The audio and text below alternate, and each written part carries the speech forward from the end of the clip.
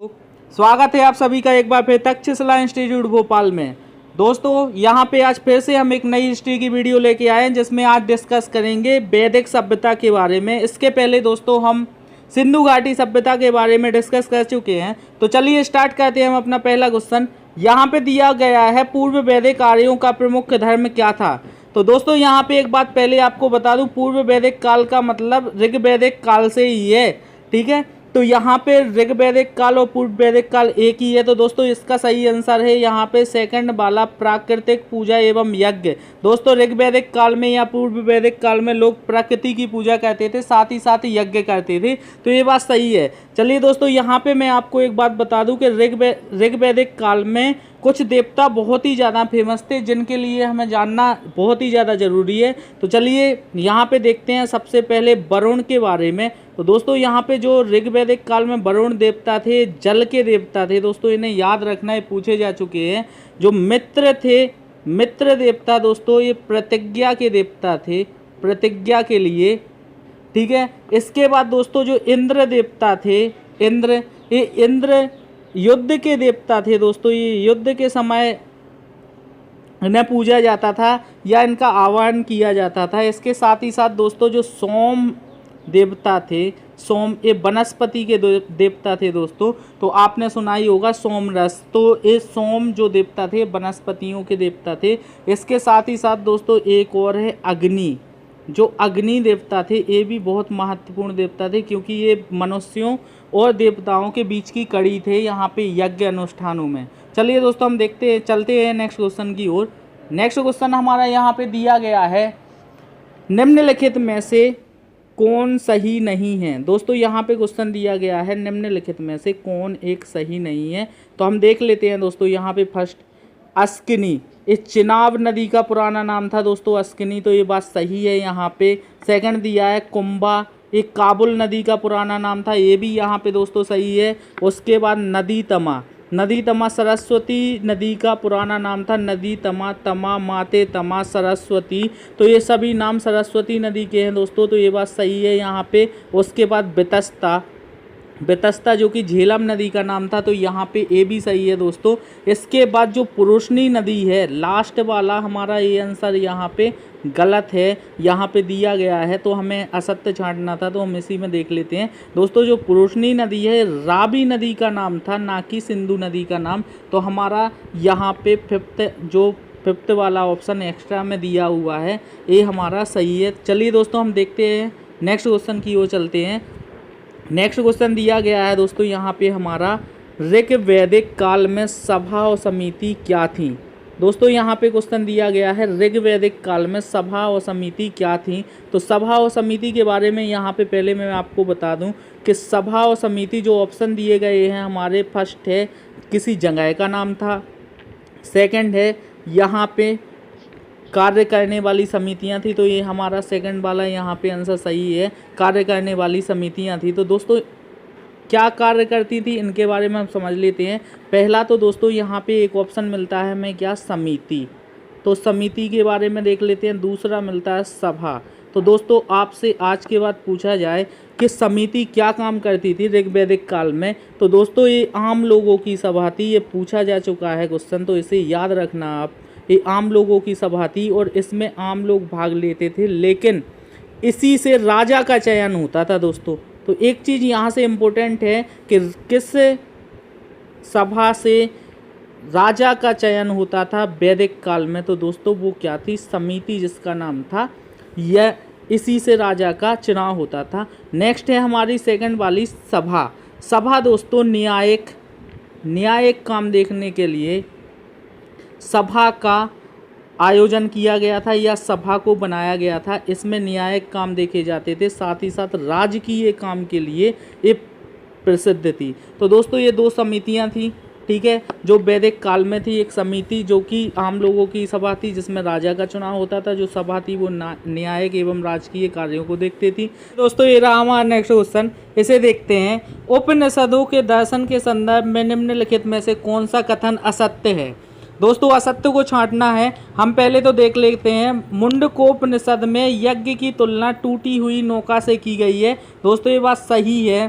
इसलिए ये सत्य है। असत्य को छांटना है में उपनिषदों में कर्मकांड पर बल दिया गया है। दोस्तों ये क्वेश्चन यहाँ पे ये बात गलत है, उपनिषदों में कर्मकांड पर ध्यान नहीं दिया गया है दोस्तों, बल्कि ये उत्तर वैदिक काल में बनाए गए थे, उत्तर वैदिक काल में रचित हैं।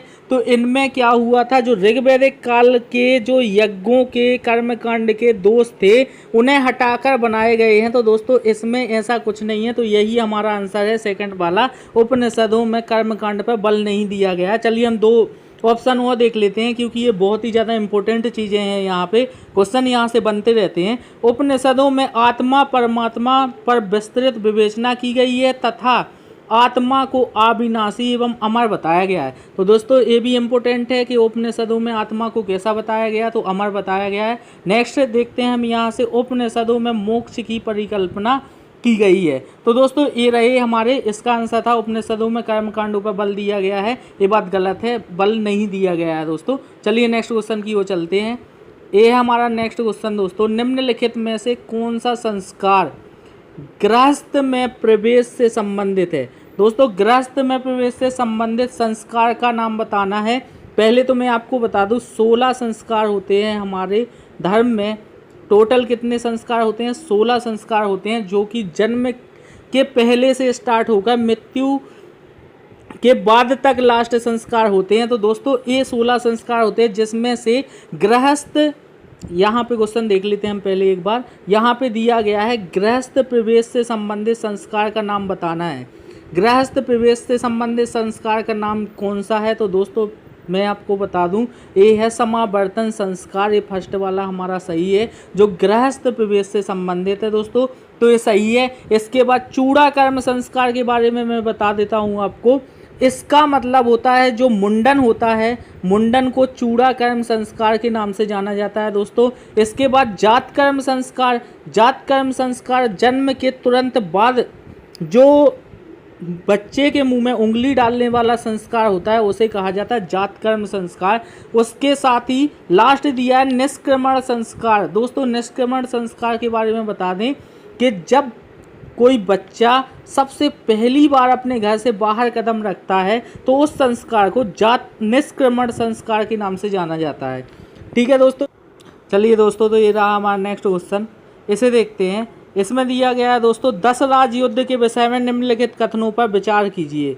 10 राज युद्ध के बारे में बात चल रही है दोस्तों। यहाँ पे लिखा हुआ है ऋग्वेद के अध्ययन करने से बात स्पष्ट रूप से सामने आती है कि जनजीवन के वातावरण युद्ध आक्रमणों एवं जनसंहार का बोलबाला था। 10 राज युद्ध का यह प्रमाण है। इसके साथ ही साथ सेकंड कथन है यहाँ पे 10 राज युद्ध में 10 राजाओं ने भाग लिया था। दोस्तों ये कथन टोटल गलत है, सेकंड वाला 10 राजाओं ने नहीं, लगभग 30 राजाओं ने इसमें भाग लिया था, पहली बात। और दोस्तों एक बात बता दूं, यहाँ पे 10 कबीलों ने भाग लिया था। 10 कबीलों से भी ज़्यादा कबीले थे, जिनमें से आपको कुछ के नाम तो याद रखने पड़ेंगे दोस्तों। जिसमें से अगर हम बात करें तो पुरु के साथ साथ यदु, इनके नाम आपने महाभारत में सुने होंगे। तुर्बस था, इसके साथ ही साथ अनु था और द्रुहुम था। ये दोस्तों अनार्य कबीले थे। इसके साथ ही साथ दोस्तों जो आर्य कबीले थे उसमें सिबी कबीला था, अकृत कबीला था, लेकिन सबसे इम्पोर्टेंट चीज़ है दोस्तों एक त्रस्यु कबीला, त्रस्यु कबीला। ये दोस्तों राजा भरत का कबीला था, भरत का, जिनके नाम पे ऐसा माना जाता है कि इनके नाम पर ही भारत का नाम पड़ा है। तो दोस्तों ये इम्पोर्टेंट है, त्रसु कबीला। भरत किस कबीले के थे, तो त्रसु कबीले के थे, ये याद रखना। चलिए हम चलते हैं यहाँ से नेक्स्ट क्वेश्चन की ओर। दोस्तों एक बात और बता दूँ, 10 राज जो युद्ध था उस युद्ध में राजा सुदास ने 10 कबीलों से युद्ध किया था और सुदास जो कि पुरुषनी नदी के किनारे पर विजय प्राप्त की थी इस युद्ध में। तो दोस्तों इसलिए ये इम्पोर्टेंट है, थोड़ा सा याद रखना आप लोग। 10 राज युद्ध क्यों इतना फेमस है, तो राजा सुदास जी थे, उन्होंने इस युद्ध में 10 कबीलों को हराया था। तो कौन से राजा थे, वो सुदास थे। किस नदी के, तो प्रोशनी नदी, रावी नदी के किनारे पर उन्होंने ये युद्ध जीता था। चलिए दोस्तों नेक्स्ट क्वेश्चन की ओर चलते हैं। यहाँ से नेक्स्ट क्वेश्चन है ऋग्वैदिक शब्दावली। यहाँ पे ऋग्वैदिक शब्दावली पर विचार कीजिए, इनमें से कौन सा सम्मिलित नहीं है। यहाँ पे दिया गया है दोस्तों, निम्नलिखित शब्दावली पर विचार कीजिए, कौन सा सम्मिलित नहीं है। तो यहाँ पे देख लेते हैं दोस्तों, सबसे पहले लिखा है समय के बारे में है ये दोस्तों, ऋग्वैदिक काल का समय को बताया गया है यहाँ पे। तो सबसे पहले दिया है समय के लिए गोधूली शब्द का प्रयोग किया जाता है।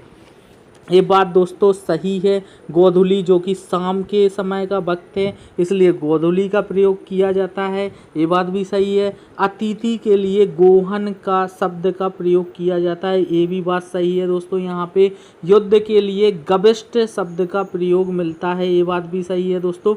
गाय के लिए दुहिता शब्द का प्रयोग किया गया दोस्तों, एक गलत है। यहाँ पे गाय के लिए दुहिता शब्द का प्रयोग नहीं मिलता है, गाय के लिए मिलता है अघन्या शब्द का प्रयोग किया गया है, जो कि वैदिक सभ्यता में ना मारे जाने योग्य पशु अघन्या ये बताया गया है गाय के लिए दोस्तों।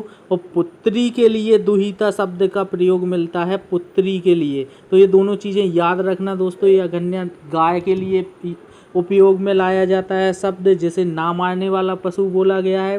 पुत्री दुहिता के रूप में, दुहिता शब्द का यूज वैदिक सभ्यता में पुत्री के लिए किया गया है। तो चलिए हम नेक्स्ट क्वेश्चन की ओर चलते हैं। यहाँ से नेक्स्ट क्वेश्चन, ऋग्वैदिक लोग आयस शब्द का प्रयोग किस धातु के लिए करते थे। दोस्तों आयस शब्द का प्रयोग किस धातु के लिए करते थे, तो यहाँ पे बता दूं तांबे के लिए ऋग्वैदिक काल के लोग आयस शब्द का प्रयोग करते थे। और लोहा के लिए दोस्तों एक विशेष चीज़ है, यहाँ पे आपको बता दूं, यहाँ पे वैदिक काल में श्याम वर्ण के रूप में, श्याम आयस के रूप में यहाँ पे लोहे को जाना जाता था, या कृष्ण आयस के रूप में यहाँ पे जाना जाता था। तो आज के बाद आपसे पूछा जाए कि कृष्ण आयस या श्याम आयस क्या है, तो दोस्तों वो वैदिक काल में लोहे के लिए प्रयोग किया जाने वाला शब्द था। और जो ओनली आयस शब्द था, ये शब्द तांबे के लिए यूज किया गया था। चलिए दोस्तों यहाँ से चलते हैं नेक्स्ट क्वेश्चन की ओर। नेक्स्ट क्वेश्चन है हमारा, वैदिक कालीन कृषि शब्दावली में क्या गलत है। दोस्तों यहाँ पे वैदिक कालीन की बात हो रही है, कृषि में क्या गलत है, तो हम यहाँ पे देख लेते हैं दोस्तों। यहाँ पे दिया गया है करीस खाद को ही बोला जाता था, ये सही है दोस्तों। लांगल सीर ये नहर के लिए, ये दोस्तों गलत है। जो लांगन या सीर था, ये हल के लिए यूज किया गया शब्द है, हल को बोला जाता है, वैदिक सभ्यता में बोला गया है सीर हल को। इसके बाद हम और भी देख लेते हैं कि बास, यहाँ हलबाहा को बोला गया है, उधर अन्न मापक यानी अन्न मापने वाले बर्तन को बोला गया है, या अन्न मापने वाले पैमाने को बोला गया है। तो दोस्तों इसे याद रखना, जो सीर है ये हल को बोला जाता है, ना कि नहर को बोला जाता है। चलिए हम चलते हैं यहाँ से नेक्स्ट क्वेश्चन की ओर। नेक्स्ट क्वेश्चन दिया है दोस्तों हमारा यहाँ पे, वैदिक काल में ब्याज पर ऋण देने वालों के लिए किस शब्द का प्रयोग किया जाता है। तो दोस्तों यहाँ पे ब्याज पर ऋण देने वालों के लिए किस शब्द का प्रयोग मिलता है, तो यहाँ पे दोस्तों बैकनाट जो फर्स्ट ही आंसर है हमारा, बैकनाट, जो कि बैकनाट होता है, जो बैकनाट बोला गया है वैदिक सभ्यता में, इसे सूदखोर के नाम से भी जाना जाता है। तो सूदखोर या ब्याज पर पैसे देने वाला व्यक्ति को बैकनाट शब्द का प्रयोग किया गया है वैदिक सभ्यता में। इसके साथ ही साथ दोस्तों हम इनके बारे में भी देख लेते हैं। जो पालागल है, यहाँ पे विदूषक के लिए बोला जाता है। नेक्स्ट देख लेते हैं, स्पस बोला गया है दोस्तों, यहाँ पे स्पस दिया हुआ है, ये गुप्तचर के लिए यूज होता है दोस्तों, गुप्तचर। इसके साथ ही साथ पुरब जो दिया गया है, यहाँ पे पुरब दुर्ग अधिकारी होता है, ये दुर्ग का अधिकारी, तो इसे दुर्ग के अधिकारी को, तो एक एक लाइन का है, अब बस सुन लीजिए, कभी अगर आ जाए तो लगा देना। चलिए हम नेक्स्ट क्वेश्चन देखते हैं। यहाँ पे निम्नलिखित में से ऋग्वैदिक काल में कौन सा कथन सही नहीं है। दोस्तों सही नहीं है, हमें असत्य को निकालना है। यहाँ पे देखते हैं, यह समाज पूर्णतः समतावादी और वर्ण विहीन समाज था। दोस्तों यहाँ पे ऋग्वैदिक काल की बात हो रही है।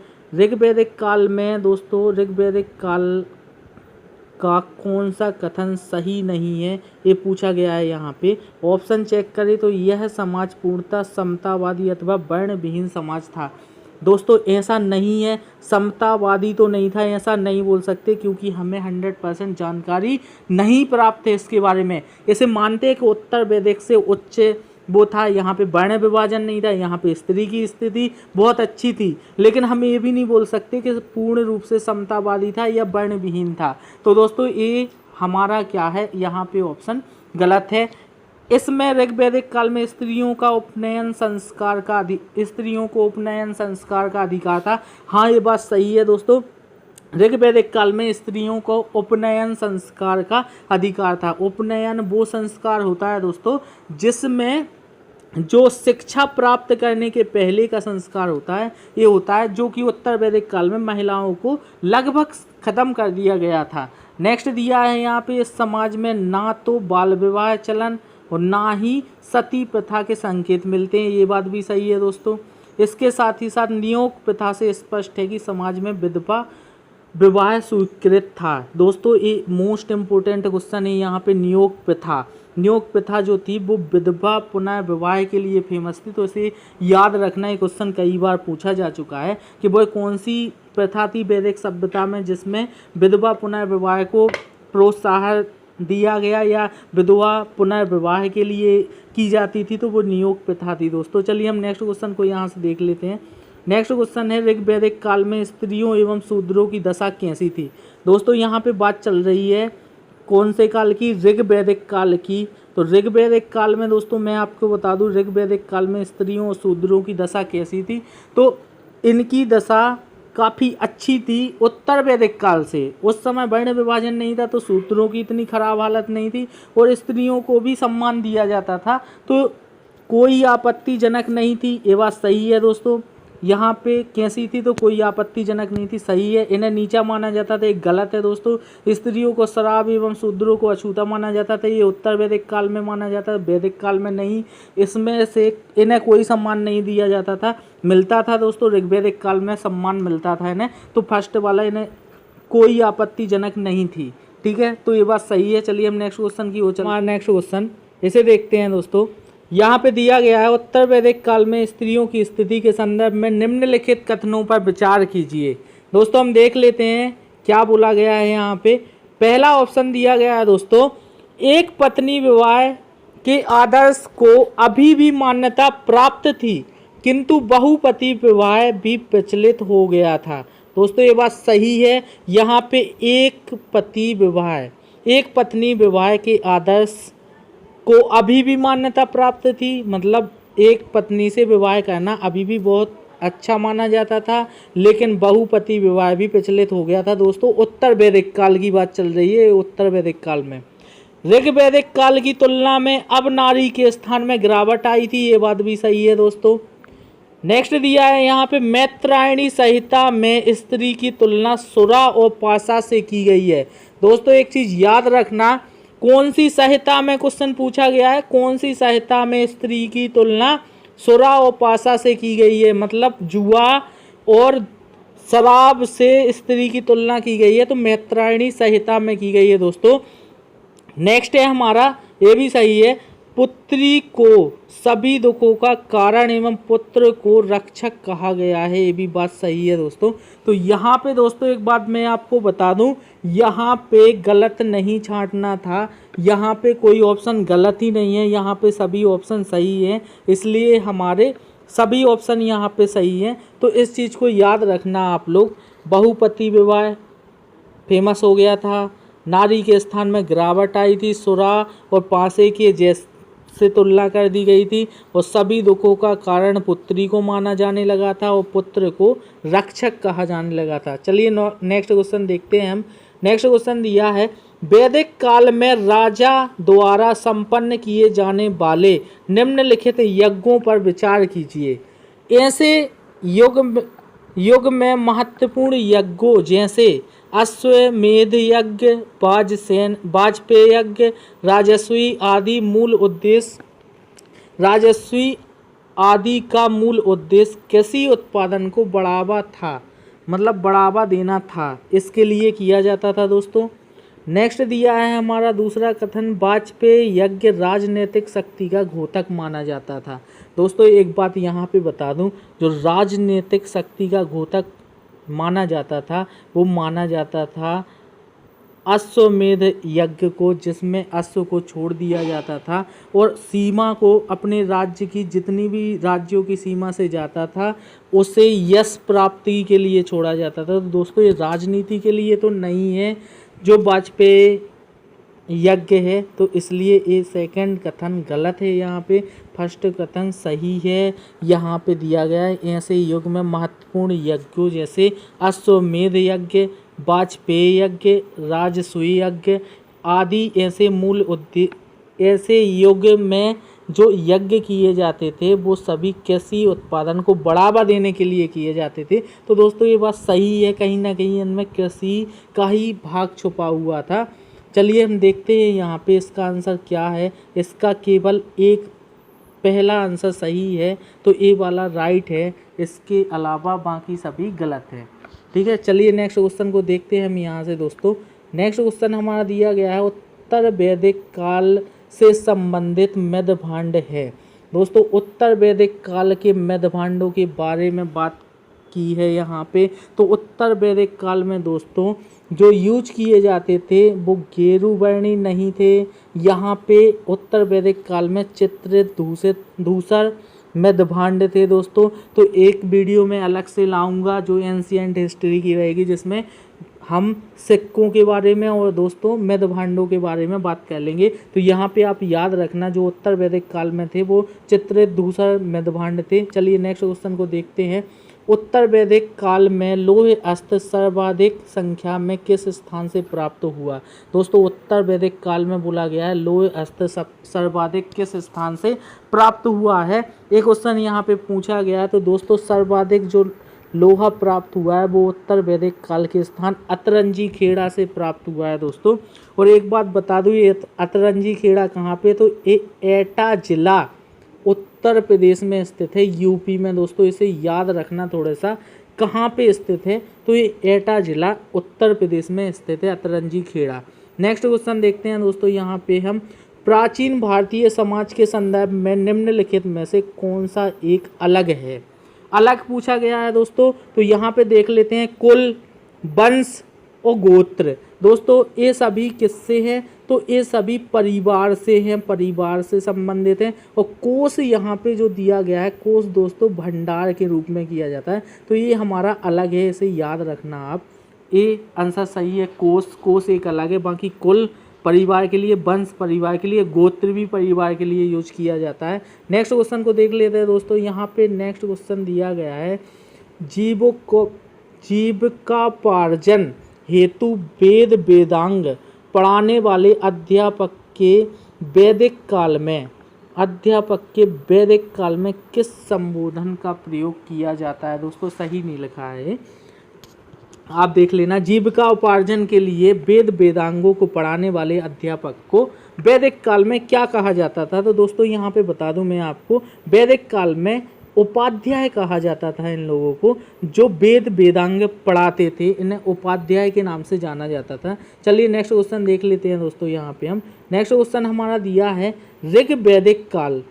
इम्पोर्टेंट क्वेश्चन है दोस्तों। यहाँ पे ऋग वैदिक काल कब से कब तक माना जाता है। ऋग वैदिक काल क्रम के बारे में पूछा गया है। तो दोस्तों कब से कब तक माना जाता है, तो ये 1500 ईसा पूर्व से 1000 ईसा पूर्व तक माना जाता है। इसे याद रखना दोस्तों। मैंने जो सिंधु घाटी सभ्यता का कालक्रम भी बताया था वो भी आप याद रखना, उसके जस्ट बाद ये ऋग वैदिक काल का है। इसके बाद दिया है दोस्तों यहाँ पे उत्तर वैदिक काल का कालक्रम कब से कब तक का माना जाता है। तो उत्तर वैदिक का माना जाता है दोस्तों 1000 से 600 ईसा पूर्व के बीच में। जो वैदिक है वो 1500 से है दोस्तों 1000 तक, इसे याद रखना। और जो उत्तर वैदिक है वो 1000 से, मतलब वो ऋग वैदिक था दोस्तों ये, और ये उत्तर वैदिक था।